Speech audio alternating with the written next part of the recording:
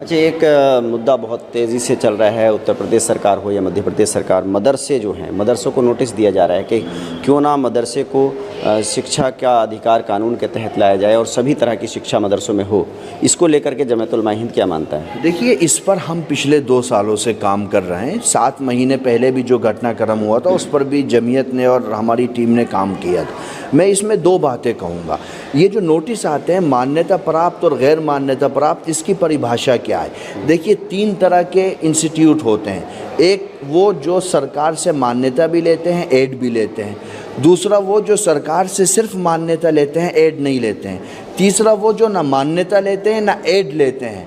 उसमें हम लोग आते हैं, यानी मदारिस इस्लामिया आते हैं, मजहबी मदरसे जिनमें दीन की तालीम, जिसमें रिलीजियस एजुकेशन होती। लेकिन वो किसी ट्रस्ट या सोसाइटी, रजिस्टर्ड ट्रस्ट या सोसाइटी के अंडर में चलते हैं, उसके नॉर्म्स को फॉलो करते हैं। भाई, ट्रस्ट और सोसाइटी का रजिस्ट्रेशन तो मैं नहीं करता हूँ, वो तो भारत सरकार का जो सिस्टम है उसके अंडर में होती है। और अगर आप 2009 के एक्ट को लेकर के, right of children to free and compulsory education act 2009 को लेकर के नोटिस भेजते हो तो आप अधिकृत नहीं हो, चूँकि उसमें एक्सेप्शन है उस एक्ट में, मदरसों का भी और गुरुकुल का भी। जब एक्सेप्शन है तो आप राइट टू एजुकेशन 2009 एक्ट को बुनियाद बनाकर नोटिस आखिर कैसे भेज सकते हैं? जो उत्तर प्रदेश सरकार ने मदरसों को नोटिस जारी किए हैं, आपको लगता है वो गलत हैं? जो धार्मिक मदरसों के नोटिस में 2-3 चीज़ें जानना चाहते हैं। वो चाहते हैं कि आप बेसिक एजुकेशन क्या दे रहे हैं, एडवांस एजुकेशन। मैं आपको एक बात कहता हूँ, आप रिसर्च करिए, ऑन कैमरा कह रहा हूँ, अधिकतर मदरसे ऐसे हैं उत्तर प्रदेश में और देश में जो कहीं ना कहीं प्राइमरी स्कूल भी चलाते हैं, और वो प्राइमरी स्कूल स्टेट बोर्ड से एफिलिएटेड होता है हर मदरसा, और फ्री ऑफ कॉस्ट चलाते हैं, पैसे नहीं लेते हैं, अपनी तरफ से लगाते हैं। और गरीब बच्चे, बिल्कुल जो आखिरी पायदान पर होते हैं, शोषित, वंचित, पीड़ित, उनको उठा करके पढ़ाते हैं। और मदरसों में भी एडवांस एजुकेशन है।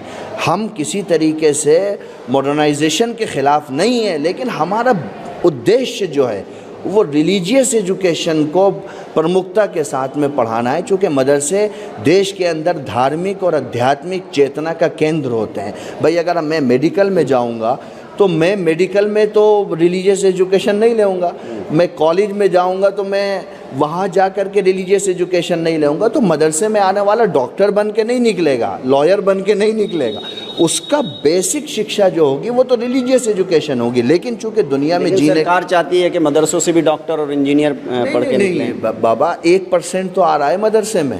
मदरसे में कितने % बच्चे आ रहे हैं? भाई, मदरसे में हम उन लोगों को तैयार करते हैं जो हमारी मस्जिदों को आबाद करें, रिलीजियस एजुकेशन को प्रमोट करें। और कॉन्स्टिट्यूशन में हमें राइट है, आर्टिकल 30 में मेरा फंडामेंटल राइट है, मौलिक अधिकार है, मैं अपने रिलीजियस इंस्टीट्यूट बना नहीं सकता बल्कि उसका प्रशासन भी कर सकता हूँ। तो जो सरकार उनको नोटिस जारी करके उन्हें राइट टू एजुकेशन के दायरे में ला रही है, वो संवैधानिक तौर से गलत है। उसमें तो सरकार नोटिस ही नहीं जारी कर सकती है। जहाँ तक एडवांस एजुकेशन का बात है, मैं सरकार को कहता हूँ, साहब, हम कर रहे हैं, हम वो कर रहे हैं जो शायद कोई और नहीं कर रहा है। और सरकार से मेरा कोई विवाद नहीं है। इससे पहले सरकार ने कहा कि भाई हमें आप जानकारी दीजिए, तो हमने जानकारी दे दी।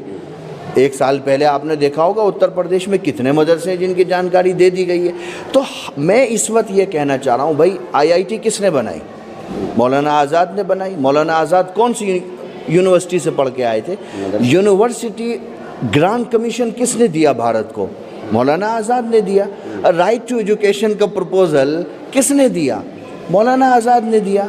कॉन्स्टिट्यूएंट असेंबली में एजुकेशन को लेकर के सबसे बड़ा कंट्रीब्यूशन किसने किया? मौलाना आज़ाद ने किया। तो आप चाहते हैं कि दीनी शिक्षा के जो केंद्र हैं वो अलग रहें और जो दुनियावी शिक्षा के केंद्र हैं, स्कूल, कॉलेज, अलग रहें, बिल्कुल है। लेकिन दीनी एजुकेशनल इंस्टीट्यूट, जो रिलीजियस एजुकेशनल इंस्टीट्यूट हैं, उनमें भी मॉडर्न एजुकेशन आ रही है, जो उसकी सीमा है उसके अंतर्गत आ रही है, और हम उसके विरोध में और उसके ख़िलाफ़ भी नहीं हैं। देखिए, जमात उलमा हिंद ने एक बड़ा काम किया है। जो हाथरस के पीड़ित हैं उनको 10-10 हज़ार रुपये की आर्थिक मदद दी जा रही है और साथ ही घायलों की भी मदद की जा रही है।